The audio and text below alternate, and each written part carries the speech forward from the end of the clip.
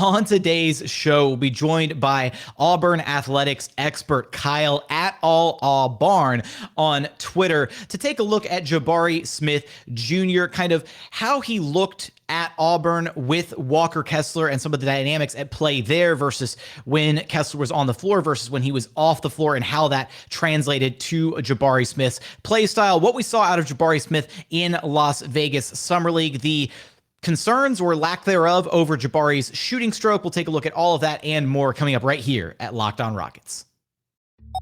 This is Mission Control, Houston. Ignition sequence start. The Houston Rockets select Jalen Green and Jabari Smith Jr. T-minus 15 seconds. Guidance is internal. Every time I step on that floor, I'm coming. You're getting somebody who's going to come in with a chip on their shoulder, somebody who's going to come in and compete from day one. 6, 5, 4, 3, 2, 1.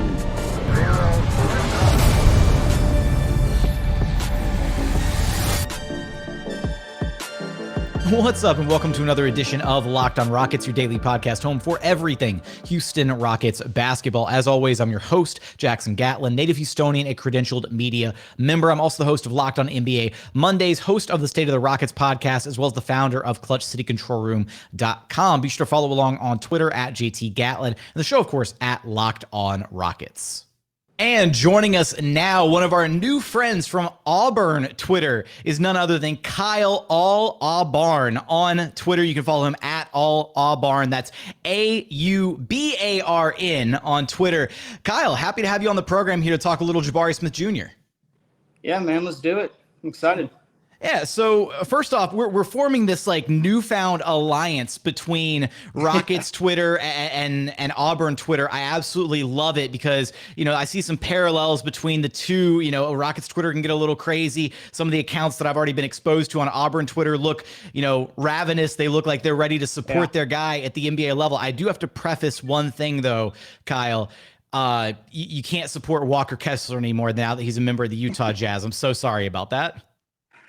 The Rockets and Jazz, they big rivals, I guess. Yeah, that goes way, way back. There's a lot of bad blood between those two organizations. So if you're going to support Walker Kessler, just don't do it publicly, or you might garner a little bit of hate from Rockets fans. I'm just going to throw that out there. That's my olive branch to extend to you as a warning. But today, we're going to talk a little bit about Jabari Smith Jr., really kind of focusing on him. I want to first kind of start with just a little bit of, what we saw out of him at Auburn and how that might kind of give us a glimpse into his future with the Houston Rockets. Then we'll take a look at what he did in Summer League and kind of some expectations for him as an NBA player. So kind of starting with that, let's go back a little bit to his time at Auburn, right? You're a guy who's watched, him very, very closely over this past year. And while at Auburn, there was kind of this kind of dichotomy at play where he looked like a different guy on the floor at times when Kessler was on the floor with him versus when Kessler was off the floor, and just the way that he was able to kind of play the game a little bit differently, a bit more spacing offensively, kind of that 5-out kind of look when Kessler was off the floor. And that not only helped him on the offensive end, but also defensively, it felt like the identity kind of changed for that Auburn team a little bit when Kessler was off the floor. So let's start offensively. What did you see when Jabari was out there without kind of Walker Kessler out there, in the front court with him? Yeah. Walker Kessler's backup, his main backup was Dylan Cardwell. He's a pretty traditional 5, just 6'11", doesn't really have anything outside of, inside the free throw line, no 3 points. So, I don't think it was a whole lot different without Walker Kessler on the court, because his backups, weren't guys that were going to shoot it from outside, from 3 or anything. But I'd say he was a little bit more involved in the pick and roll, pick and pop portion. Walker Kessler, especially the first half of the year, was, our whole offense basically revolved around him, pick and roll into the basket, finding Jabari open in the corner or, on the wing from 3. So with Walker Kessler out, Jabari carried a little bit more of that pick and roll, pick and pop load with him not there, And then also just a little bit more spacing. So if we had Jalen Williams in there, who is another guy who would sub in at the 5. Sometimes he could have a little bit more of a 3. So, Jabari would have a little bit more spacing to work with, have more threes, and they were just easier to find him out there, instead of people clogging the paint. So. And that's kind of one of the things that I'm most looking forward to is just the spacing is just so completely different offensively at the NBA level than it is at the collegiate level. The rules are different in how you're allowed to defend. So there's a little bit more flexibility offensively, but I am kind of, optimistic about what we saw out of Jabari, especially just when we saw him in summer league kind of effectively running that 5 spot for the Rockets, really involved in like every action offensively, is setting a majority of the screens when he was on the floor. And that was kind of some of the vision that I think we saw in brief spurts at Auburn, right. But we just didn't get to see enough of it because he was kind of stationed away from the ball a little bit more when Kessler was on the floor. But then defensively too, like the moments where he was on the floor without Walker Kessler, did you feel like that kind of changed the identity of that Auburn team defensively, allowed them a little bit more versatility without Kessler out there? Yeah. So Kessler was, he's a generational shot blocker. I think he averaged like 4.5 shots blocked per game. He had probably 4 or 5 games where he had 10 plus blocks. So, our whole defensive strategy was just, if anyone drives in, you just kind of funnel it to Kessler. So he was really fronting all of that shot blocking and paint defensive load. And so with him not in there and Jabari kind of being the guy in the paint, which we saw a lot in summer league, which I honestly really enjoyed, just seeing Jabari get to be the main shot blocker in the paint. And I thought he looked really, really good doing that. And then also going back a little bit to offensively, just the way he was able to be involved a little bit more. Like he was just in the middle of everything. It kind of seemed like when I was watching, the first game he wasn't as much, but after that just seemed offensively and defensively just way more involved, just kind of had his hand in around the ball and, every play just kind of making his mark. So I think, at Auburn when he was playing the 5 a little bit or didn't have Kessler, he just a lot more went onto his shoulders. So. Did you get that sense, in his time at Auburn, that the defense would translate kind of the way that it did? Like it really, all the tape that we had seen and stuff, I projected him to be a good defender, but it really felt like he stepped out there and was able to make his stamp felt on the game from the defensive side, even when the shot wasn't falling. Right. Yeah. No. I thought he looked a lot better defensively this summer league than he did with Auburn. He was a really good defensive player with Auburn. He didn't make any SEC defensive teams or anything like that. But, just his ability as a big 6'10" guy to use his hands, I think that's probably his one of his biggest defensive attributes is he has the hands of a guard. He always got his hands in there. He's picking guards, which you don't ever see 6'10", 6'11" bigs do.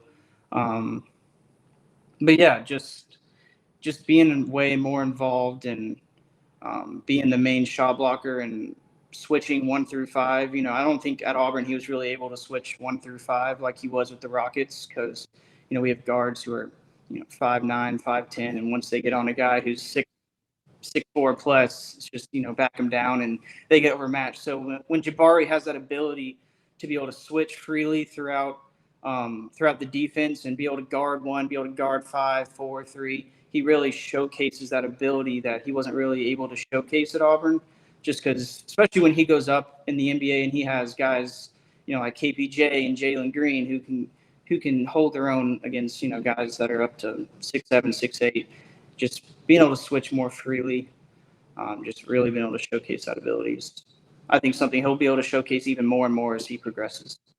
Yeah, defensively, there were a lot of standout moments from Jabari, and we'll probably visit a couple of those moments here in just a moment because I want to talk to you a little bit about the shooting struggles that Jabari faced during Summer League, your thoughts on that, as well as some of these standout moments during his Summer League debut. We're going to get there in just a moment after a quick message from our friends over at Built Bar.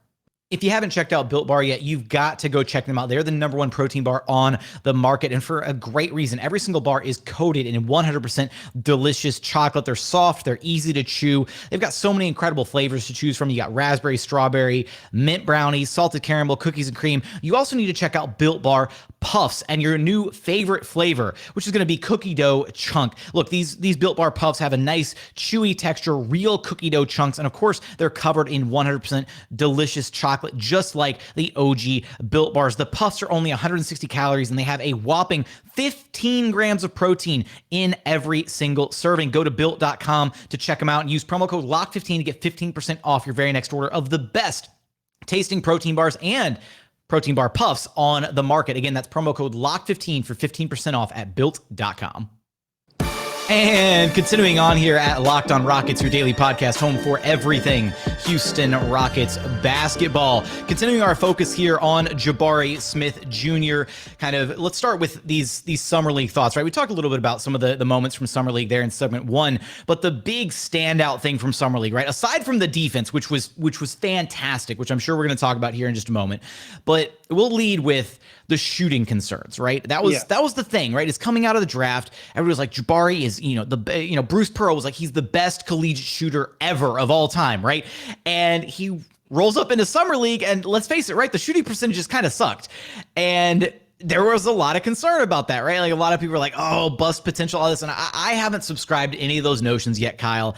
I'm frankly not super worried about it. I think that Jabari has enough of a track record to not be concerned about his shot. But what did you see out of that, right? Because there's a distinct difference when you watch every minute of every play of every game for a player over the course of an entire season. So what stood out to you about the way that, Jabari was kind of struggling, at least offensively, in certain stretches of his Summer League performance with the Rockets? Right.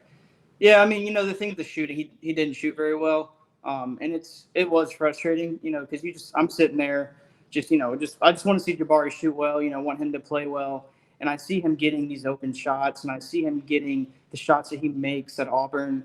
And usually, when I see that ball come out of his hand, I just kind of look away, it's typically going in. But they just didn't really seem to fall during the Summer League. Some of that I might attribute to, first game jitters, had the whole, getting drafted in third and Paulo going first, and they're all of a sudden matched up in the first game. Nobody other than Jabari wants to play better than Jabari does, so he's out there probably trying to play a little too hard and maybe playing a little nervous. I think the Summer League games, they might have more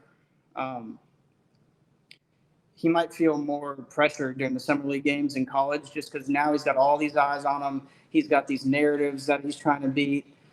So he's out there probably just trying a little too hard, trying a little hard to make the shots. But, if there's one thing that I wouldn't worry about with Jabari, it's, making those threes and shooting the ball from deep. I think that's something that's just going to come. Just a little bit of off-season work, just getting more comfortable from the further distance from three that the NBA has. Just being able to play within himself and not playing too hard and trying to do too much. I know Auburn, he was by far and away our best player, best shooter. So sometimes he was stuck in positions where he was the one that had to make the shot. Our offense wasn't hitting threes, our offense wasn't shooting it. So it was just pass the ball to Jabari, get out of the way, let him make shots. And I don't think he's going to need to do that, nor should he do that in his rookie season when he's got guys like Jalen Green, KPJ, and Sengun around him that can score themselves and create shots for themselves. So, the shooting I think will come. It was frustrating watching that. It didn't seem to be like him, but I don't think I'd be too concerned. It'd probably be a little, less concerning if he would have shot well and made those shots, but it just seems like sometimes, just the ball just wasn't going in that day, Would you say, were there moments, at Auburn where he would go through a bit of like a rut, either, maybe it was just like first half of the game he struggles and then kind of turns it on second half, or, has it going? Like, I'm trying to get the idea of, because he didn't strike me necessarily as like a streaky shooter, at least when you look at the numbers. It seems like that was just very much a consistent part of his play, was the numbers backed that up. But so what did you see? Just, were there games maybe where he was a bit tentative to start, or, just offensively how that kind of worked with Auburn? Yeah. I'd say as the season progressed, he was more consistent and didn't really have those streaks, or was never tentative. But the very beginning of the season, I think the first game, he was pretty tentative and he wasn't shooting the ball with a whole lot of confidence, just kind of getting used to the offense, getting used to how he was involved and where his spot was. He really, if you look at his stats and look at the film, he really took a step up in that second half of the season. He showed flashes throughout the first half. There's some games he was scoring 20, 25, and then next game might score 10 or 12. But that second half of the season, once you got comfortably into SEC play, he was pretty consistent, 2 to 3 threes per game, probably around, he was around 42%, I think, on the year, which was pretty reflective of his game-by-game stats. Well, 3 for 9, 2 for 5. Those were pretty consistent marks for him during the game. So, yeah. And how did it feel, the shot profile, right? The ways that he was getting those shots off in Summer League, how did that compare to the shot profile that he was getting at Auburn? Especially in Summer League, it felt like really in that game 2 against the Thunder, it really felt like Jabari just hit the turbo button. And even though he wound up only connecting on like 4 or 5 shots that game, attempted it was like 4 of 19 or 5 of 20, somewhere around there. I'm going off rip here, but it felt like he was just a completely different version of himself that game, where the coaching staff was like, hey, just go out there, be aggressive, get to all these different spots on the floor. So how did, over the course of Summer League, those 5 games that we saw him play, how did the shot profile just compare to his time at Auburn? Yeah, no, I thought that second game is kind of where you saw a big difference from the first one. He was just way more involved in that offense and a lot more pick and pop. I think at Auburn, he was using the pick and pop, a little bit in the pick and roll, not a ton. But that second game and throughout the Summer League, you could tell he was kind of sitting in that on the 3 to the free throw line range, kind of sitting, hitting picks and popping out to different sides and trying to get open, getting down in the high post and getting his spots and getting shots, which I thought was a pretty, it was I thought it was a good way to start with his offense.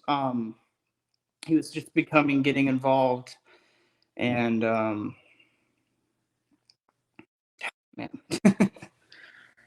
what were you saying again? No, you're good, dude. Just as far as the way that his shot profile differed, because it felt like, again, especially with Kessler kind of taking up so much of the space offensively and being used predominantly in the pick and roll at Auburn, I've noticed, or at least I noticed in Summer League, that with Jabari being part of the action so much, you did get a lot more of that, that pick and pop threat with him. And it really felt like that was kind of the focal point of what the Rockets were trying to do. And that, I wonder if that's how they're going to utilize him, at the NBA level. Because again, it's going to be kind of different, right? Summer League, he was the 5 effectively, but then the projected starting lineup that the Rockets have, they're going to go back to Alperen Sengun, who's going to be the 5. And he's more than likely going to effectively be the guy who's in a lot of the pick and roll scenarios for the Rockets, because he doesn't, at least not right now, space the floor 5 out. So there's going to be some parallels between how Jabari played with Kessler and how he's likely going to play with Alperen Sengun. Granted, Kessler's not the passer that Alperen Sengun is. Right. Yeah, no, I think so. I hear a lot from, people around the media is that 6'10", the 6'10" Klay Thompson, which, I think for the first year or two, that could be very, very descriptive of the way he's going to play. Just be that really good defensive player, sit in the corner or on the wing and hit those threes on pick and rolls, and the guy comes off of him. He's going to have a lot of gravity to him. So I think a lot of, Jalen Green might have a lot more space driving to the bucket because his guy can't get off of him. He's got, 6'10" to 7'2" wingspan. He has a really high release. So I think he'll affect the offense by just, his gravity, and whether it's Sengun in there or anyone else, he's always going to be there on the corner and able to hit shots. So I think he's going to fit in and hit his shots regardless. The fit always made the most sense with Jabari in Houston. And even, setting fit aside, he was always still the number 1 guy on my board, going into the draft for a variety of reasons. But I am optimistic as well, right, about his gravity, his ability to just make life easier for everybody else on the floor. And that's something that doesn't I mean, it sort of works in summer league play, but summer league's also very much that like open gym style format where it's just a little bit more non-traditional in how the offenses look. Things are just kind of slapdash put together because the coaches have the players for like a week and a half after the draft before throwing them into the deep end with the summer league play. So it's not, you don't really see a ton of like super structured offense. A lot of it, turns into just pick and roll game and then, ISO one-on-one kind of basketball and then obviously transition play. But of summer league, right? What were some of your favorite moments that you saw out of Jabari, be it offensively or defensively, just the plays that immediately stand out where you think, no, that was like a top 5 moment or a top 3 moment out of Jabari? Yeah, no, I think as most people would say, it was just his defense. I just think the way he was able to switch 1 through 5, he was guarding point guards, he was getting blocks down in the paint. He was having active hands and stealing the ball and causing fast breaks. I thought he was really good. Just kind of, he wasn't playing the point guard, but it just seemed with how much he was involved in the offense and he was, passing the ball out to the right guy, making the right moves, creating offensive flow. It just seemed the offense kind of worked a lot better with him in there. He obviously the shots weren't falling, so you didn't really see it with points and his stats. But I just, I felt on the offensive end, he was just making the game flow easier for that offense, even though, you're in the summer league and it's a lot of one-on-one ISO ball and, people trying to get used to each other and used to how each other play. But yeah, no, just making the game easier for everybody. A 6'10" guy who can shoot threes, I think can fit in any roster, What really took me by surprise was that one highlight step back 3 that he had where he just he dribbled the ball for like a split second and it wasn't anything crazy fancy, but it was just a little quick back and forth through the legs and he got the defender on his heels just a little bit and then was able to step back into a 3-pointer.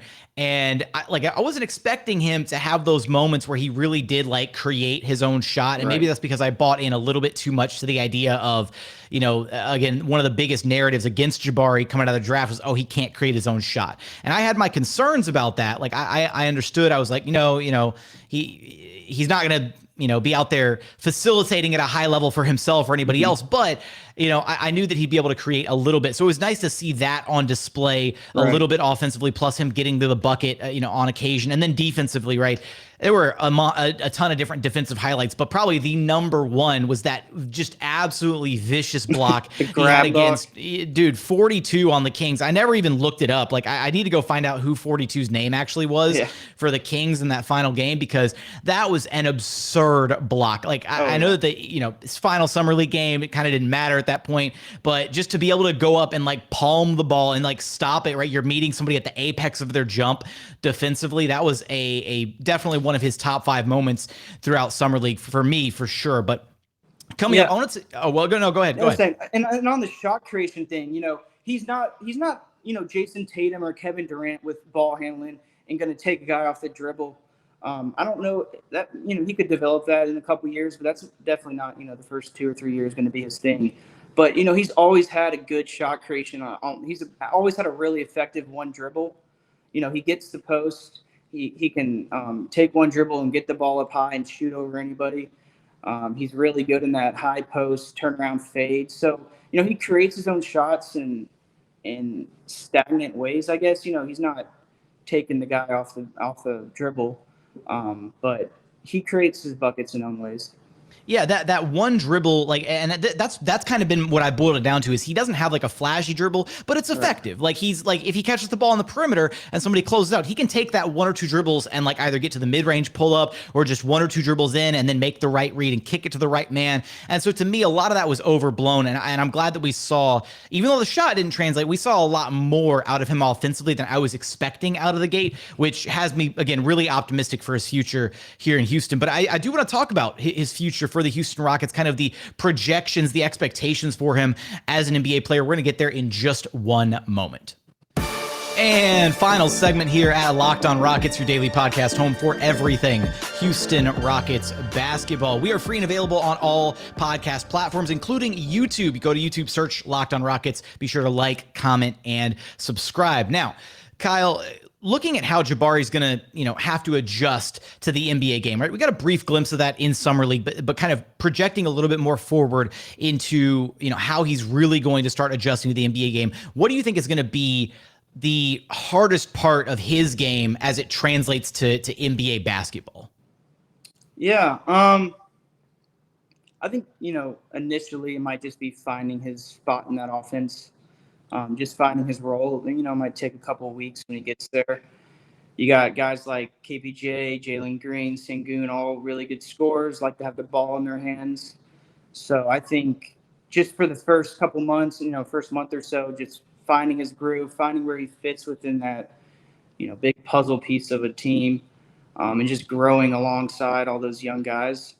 And then if you go more on the offensive side specifically,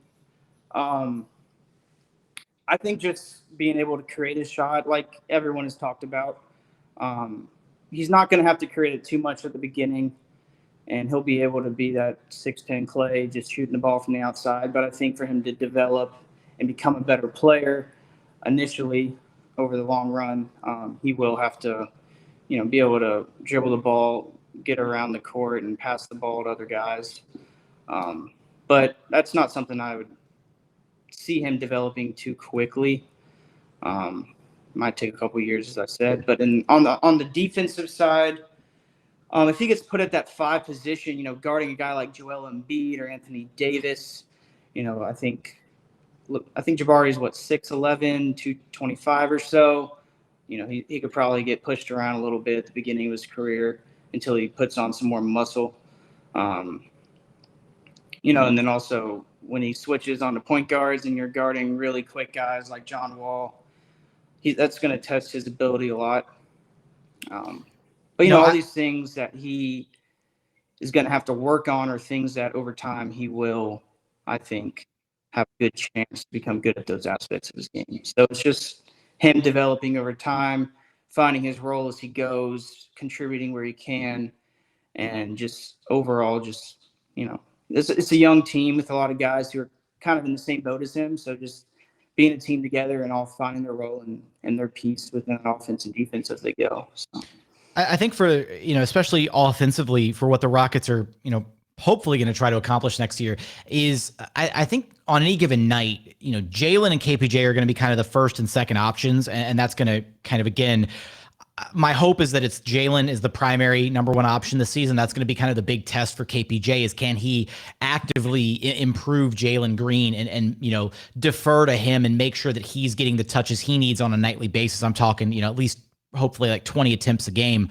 from the floor and not ice him out of the offense by being too ball dominant, holding onto the ball too much. There was one game at the end of the Rockets season where KPJ got up like 6 or 7 shots in the first quarter and Jalen didn't get his first shot till like 2 or 3 minutes left in the first. And I was like, that's absolutely unacceptable from KPJ. He needs to be better about that. But those two are going to be kind of the options, 1 and 2 within the offense. And I think at least from what we project to be the Rockets, 5 starters, I think on any given night, Jabari and Alp can kind of, intermittently be that third option offensively, depending on how much of a playmaking role Alp takes within the Rockets offense, because again, you've got Jabari who's able to just spot up, really stretch the defense.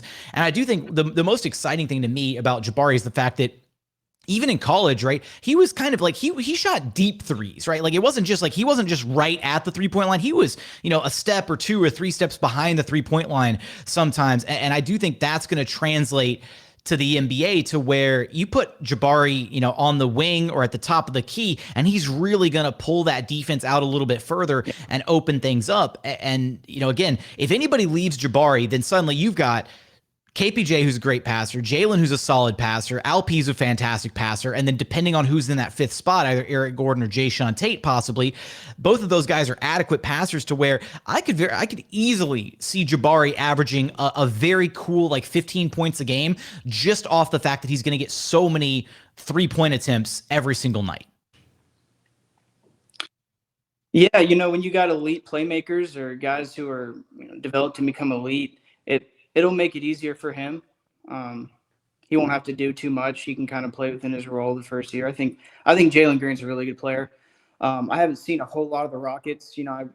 I really haven't. Almost Auburn Tiger Jalen Green, right? So Right. he was Not only one so thing about close. that. He was close, but yeah, no, I mean, I haven't watched a ton of the Rockets, so I don't have a whole lot of insight on the current roster and everything, but I have watched highlights and I've tried to get myself up to the current standings of the team, and I think Jabari will fit in really well with KPJ and Jalen, but yeah, I think that third option is probably where Jabari is going to be.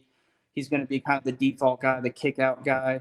I could see him, when he picks at the top of the key and gets switched on to a smaller defender. I think they'll give him some opportunities to shoot over those guys and do his post fade and his post moves like he likes to do. Another way he displayed in summer league that he does like to score is he's really good at getting to the free throw line. I think that's one thing that wasn't really talked about.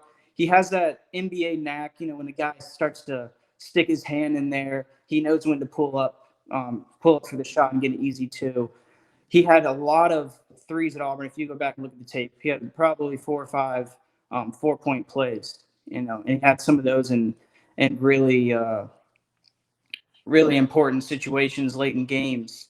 So I think he'll just find his way in the offense as a third option, and he'll find his way to get points. I think 15 points per game is probably right around where he'll be. That was kind of my conservative estimate. I might have jumped the gun a little bit with what I was expecting him to do in summer league, just because I wasn't expecting the Rockets guard play to be. I'm just gonna say as it was. I'm gonna put it PC for now. It was underwhelming the first couple games, and then it really felt like they did a better job of getting him involved, finding him. But it's not going to be the same as when he's playing alongside two incredibly dynamic guards like Jalen and KPJ. That's just going to be a completely different world for him offensively than the summer league play. Playing off of guys like Jae'Sean Nix and Josh Christopher. Not to slander those two guys. It's just different dynamic, different situations, but. Offensively, that's going to be the big part of his game is getting those kickouts, getting those easy opportunities. And again, 15 does sound about right. Maybe that's, maybe it's overshooting it a little bit, but I'm expecting him again anywhere from 4 to 5 3-point attempts per game, and maybe that's a conservative number again as well, or maybe that's super aggressive. I honestly don't know off the top of my head, but that sounds. I'm gonna stick with 4 or 5 3-point attempts per game because I feel like that sounds about right. And if he can shoot anywhere near his college percentages on those, just knocking down a couple threes a game on 4 or 5 attempts, then that's that's fantastic for a rookie season, and would at least have him in the discussion for rookie of the year at the end of the season. If he's hovering around that 15 points a game plus grabbing anywhere from 5 to 8 rebounds per contest and putting up the solid defensive solid defensive numbers that I think he's going to be able to put up. And that's kind of the other side of the ball, right? Where I think defensively he's really going to flourish playing off of Alperen Sengun, kind of being that help defender, that weak side guy. How did he look, right? I know you mentioned, defensively, they funneled so much of everything to Walker Kessler on defense. How did Jabari look when he was kind of that rotation guy, right? The guy coming over to help on drives, that kind of stuff, to kind of be the backup for Walker Kessler on that back line of the Auburn defense? Yeah, he was always a really good kind of like backside help defender. A lot of guys, they come and they see Kessler there and they get worried about shooting the ball, but then, Jabari comes from the side and swats it and creates a fast break. Also, they're going into Kessler and then he gets his hands in there and causes a loose ball and another fast break. I think a lot of his, help or backside defense just resulted in fast breaks and resulted on offense on the other side for us. So just him putting his stamp on the game, just helping out Kessler a lot, just because Kessler is such a good shot blocker. There's really no reason for Bruce Pearl to make Jabari that main guy down there, and he was really good on the help side. So.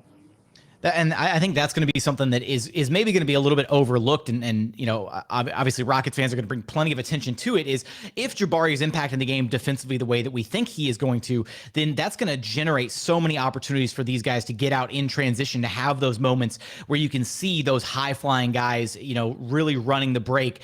And that was something we didn't get to see a ton of last year because the Rockets were ranked dead last in defense. So they didn't get a ton of stops defensively, which, didn't afford them the opportunity to get out in transition, where they were actually really lethal. Once you get, all these young guys running and gunning in transition, it really gives them those opportunities for those easy buckets. And I did enjoy seeing that from Jabari, where he would get a stop defensively in summer league, and then he'd immediately either put the ball on the floor and try to bring it up himself, or he'd look up and try to find a guard in transition, looking for the kick ahead pass, trying to find those easy opportunities after a really, really good defensive stop. So I'm optimistic that that's how that's going to translate, once he's, playing alongside, Alp, Jalen, KPJ, them, to where, he gets something going defensively, gets a stop, gets a, rather than swatting a ball all the way out to the fourth row, which is, it's always fun seeing, a player, swatted out into the stands. But if he can get a stop right and actually, retain possession of the basketball and then, whip it ahead to somebody, then that's going to generate a lot of really solid offensive opportunities for this Rockets team.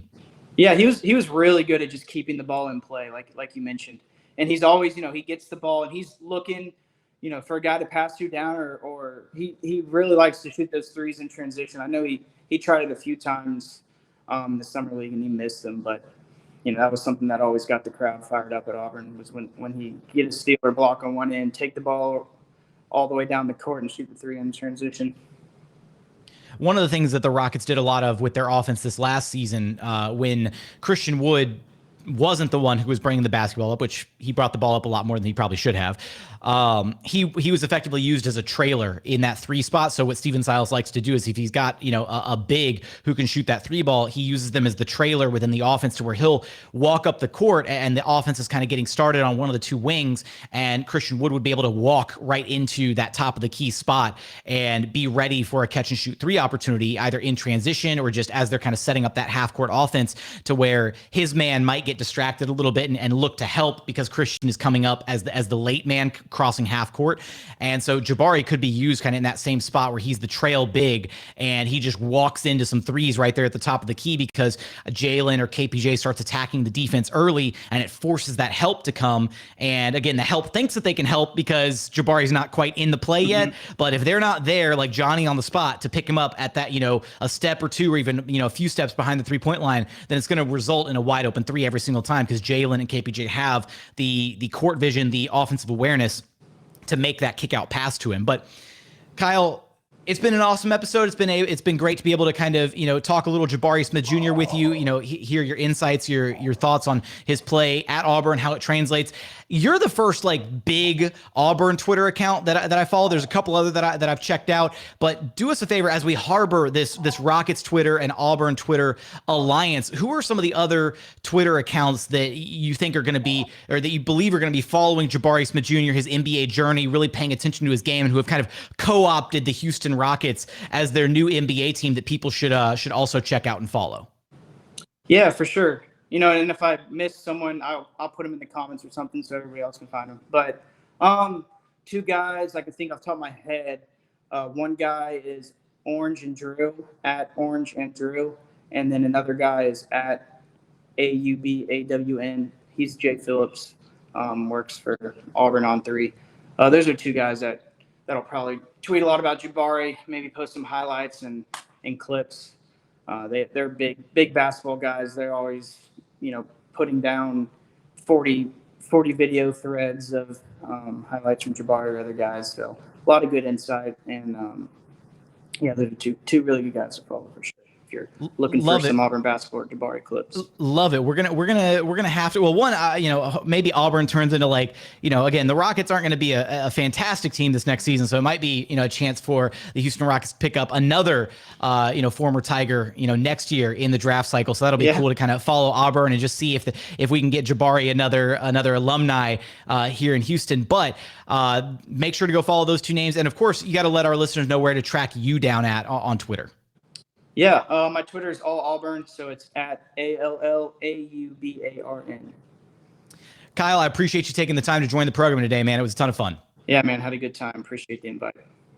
that's going to do it for today's episode of Locked On Rockets. How are you feeling about Jabari Smith Jr. after our discussion with Kyle at All Aubarn on Twitter? Make sure to go give him a follow. Appreciate him for joining the program. But as always, thanks for checking out the show. If you haven't done so yet, please consider subscribing wherever you listen to your podcast. That's Apple, Spotify, Google, the Odyssey app, free and available on all platforms. We're also on YouTube. Go to YouTube, search Locked On Rockets. Be sure to like, comment, and subscribe. But as always, thank you so much for watching. Thank you so much for listening. And we look forward to having you back right here at Locked On Rockets, your daily podcast home for everything Houston Rockets basketball.